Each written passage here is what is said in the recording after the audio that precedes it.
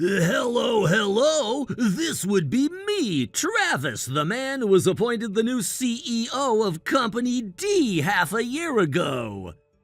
Glad to hear from you, Travis. My name is Drew, and I'm the CEO of Manufacturing Company S, although you must already know that.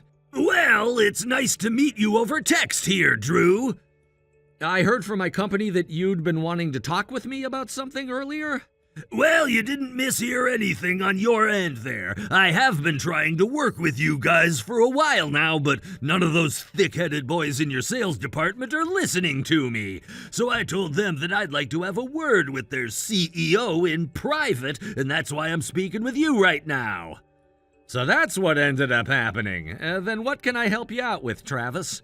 That factory of yours there, it's been up and running for close to 50 years now, right? That is correct. It was started by my grandfather, who then passed it down to my father, who then passed it on to me. And both of our companies have been working together on different things for some time now, I believe. Your factory, it sure is old, isn't it? You have a good point when saying that, considering that the building itself has been the same since it was first built with very minimal renovations done to it. But when it comes to the actual manufacturing equipment and machinery that we're using here, it has all been updated to some of the most recent products, so don't be concerned about that. No, that's not what I'm talking about there. Old factories like that one you're running happen to cost a pretty penny these days when working with them. Cost a pretty penny? Are you talking about our manufactured products and their prices being pretty expensive?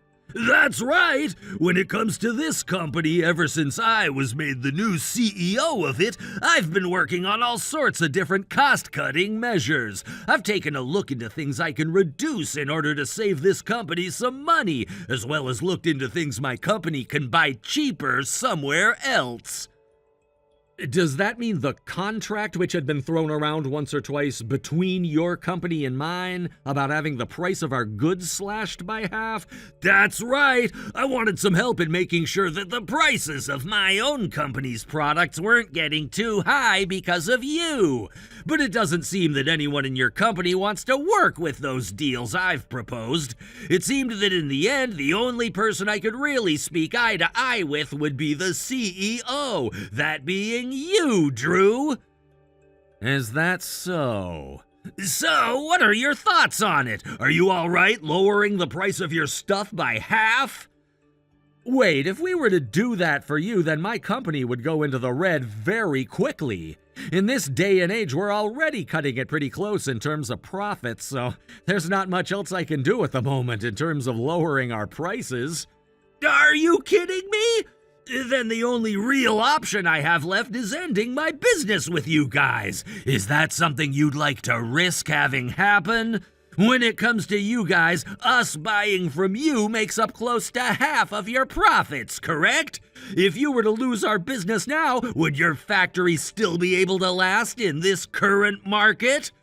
I'm sorry, but you guys have gotten too expensive for me to work with, so this is an end to our business. Are you sure that's something you want me ending this negotiation with right now? Unlike you guys, my company wouldn't be bothered at all by ending this business with you. Are you aware of that? You're speaking about that option while also understanding the type of product my company produces for you, correct?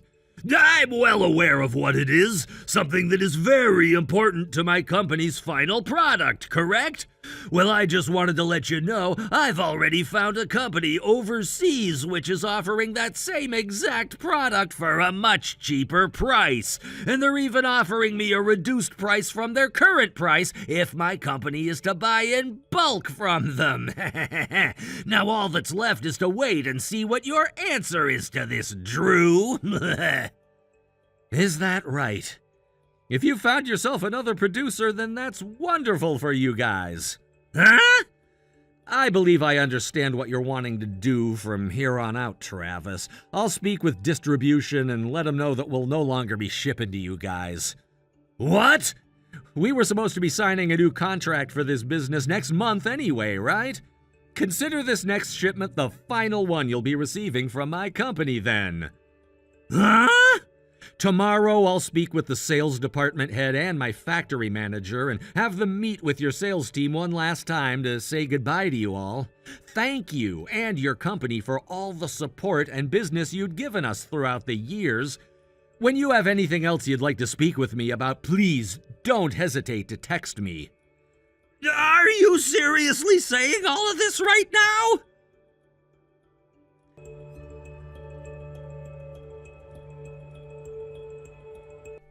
Good evening, Drew. Hello, Mariah. How have you been doing? I've been doing great. Well, that's just wonderful. You know, I heard about what happened.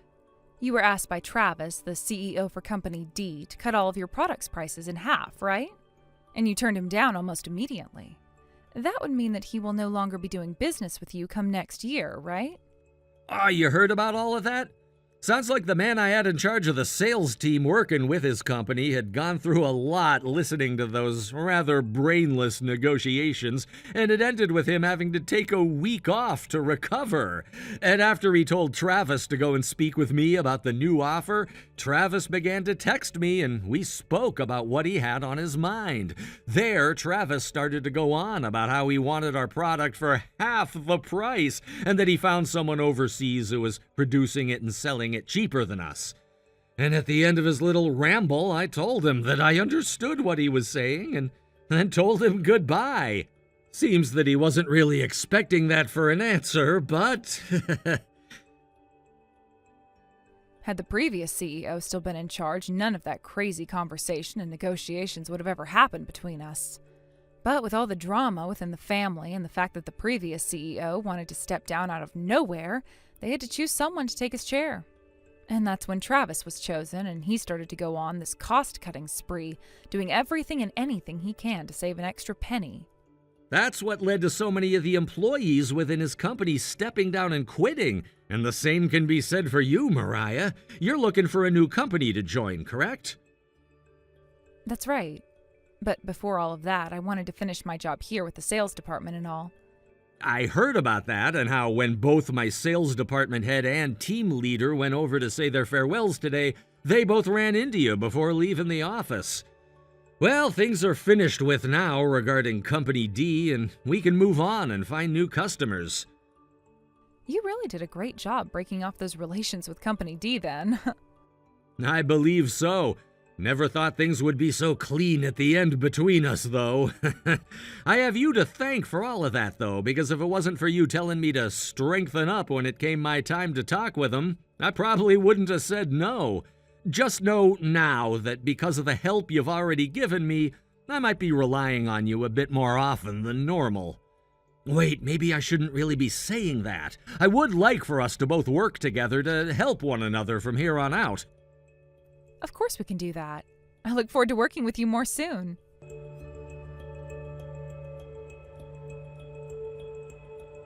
Yo! We're gonna reopen business with one another again, so you sell me the same product you were before, the same amount and the same price, and I need it here by tomorrow. Long time no see, Travis.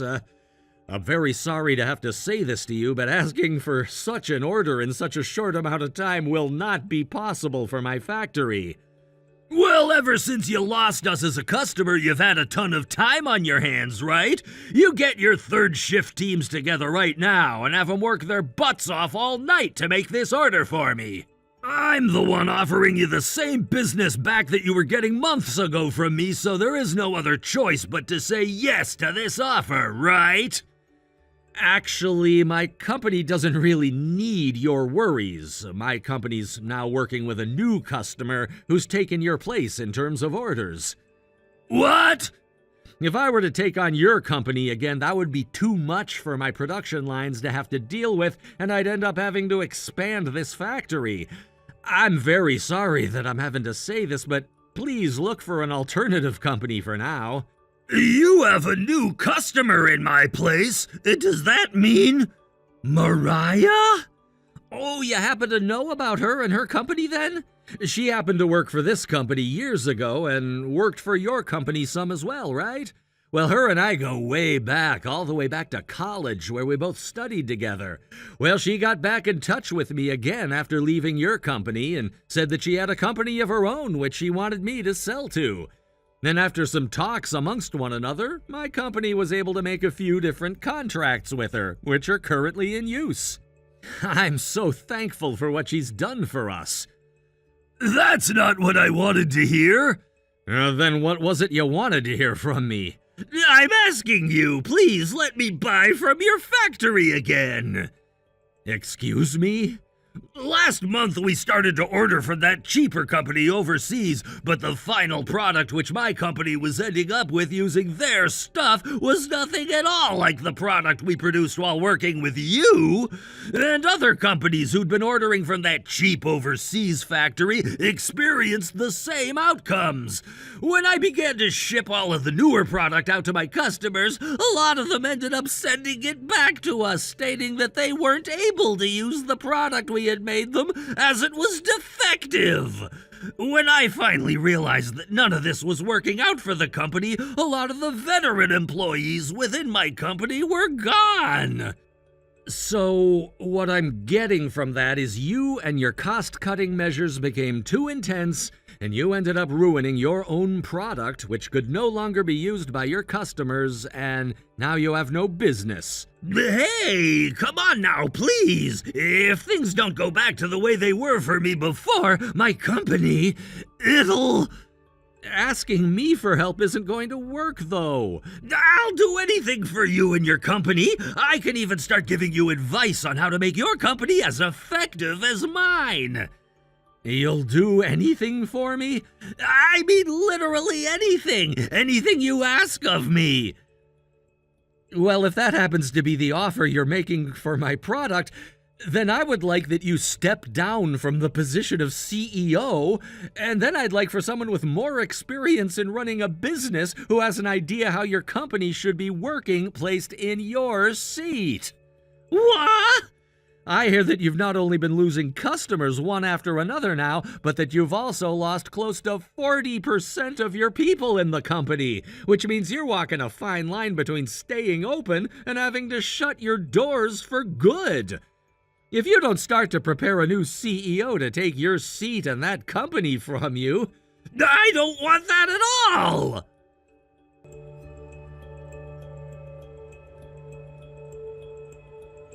Yo, Mariah, you give me back all of my customers and my employees right now. I know damn well that you were the one who hired all of those that left my company, and that you've been doing the same kind of business my company does. Well, if it isn't the CEO of Company D himself. How's it been going, Travis? Seems that you have a bit of a misunderstanding on your hands there. But I never asked for any of your customers or your employees to leave your company and come over to mine after I myself left your company. They all just happened to lose faith in both the products you began to ship out last month and in you as the CEO of the company that once was seen as a successful business. So don't call them all coming over to my company to buy from me or work from me taking them, because that's not true at all. Then that's what this is. They're all going to you out of spite for my company and me. You believe so? Well, thinking of it this way, I never had anything against your company and you until you stepped into the seat of CEO. And that same idea goes for everyone else that's working with and for me now. You see, when you took the chair, the only thing that's been on your mind is cutting cost and making things cheaper. And that's because? Remember, I was forced to quit from your company after you started to harass me because I told you your cost-cutting methods were too risky. Let me ask you something. That kind of harassment was pretty dang bad, and I could sue you if you really wanted me to. Would you rather that instead of me just running my own company now where I just so happen to be more successful than you? You really did a lot of things to me, Travis. I was pushed down the stairs by you twice, and 3 times you splashed close to boiling hot water in my face. You would take some of my most important documents and send them through a shredder a couple of times. Plenty of things you did purposefully to me because of my remarks about your methods and proved to me that you didn't want me there anymore. Well, just be aware that I have a lot of evidence from all those things, and I can send them to my lawyer with one click of my finger. Are you kidding me? So, are you and I done here? For Christ's sake! I'll be turning off my phone now. Damn it! Damn it! Damn it! Damn it! I really can't catch a break from all of this crap.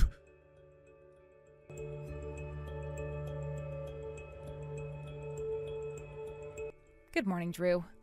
Hello, Mariah. How have things been for you these past couple weeks? Oh, they've been just splendid for me. Did you hear the news about how Company D ended up going bankrupt? Oh, that's right. I heard all about it. That all happened a lot faster than I was expecting it to, though. Well, it had a reason for happening so quickly, right? Wait, what's that? It was discovered that Travis had been embezzling some of the company's money. He was taking the company's money? Seems that the Internal Affairs Department found that out. Damn, so he was really asking for hell then, huh? Now that I think about it, during his time trying to cut all of those costs and everything, plenty of employees like myself had to leave the company. And, well, a lot of people that were helping hide his embezzlement left the company as well under his nose. I see. Which then means that those who stayed figure out what was going on with him and the company's money and stuck around to gather evidence and such. Well, when looking at the amount of money he had taken from the company since he had become the new CEO, it's not all that much when speaking about this kind of crime, but that doesn't change the fact that embezzling money is indeed a problem. How can I say this? I kind of figured he'd do something like that, though. I can totally imagine it happening with him. Same thing for me, too. Well, since you and I are both business owners as well, like he was, let's make it our goal to do our best to never let our companies and ourselves turn out the same way Company D did. Well, of course. I'll do my best.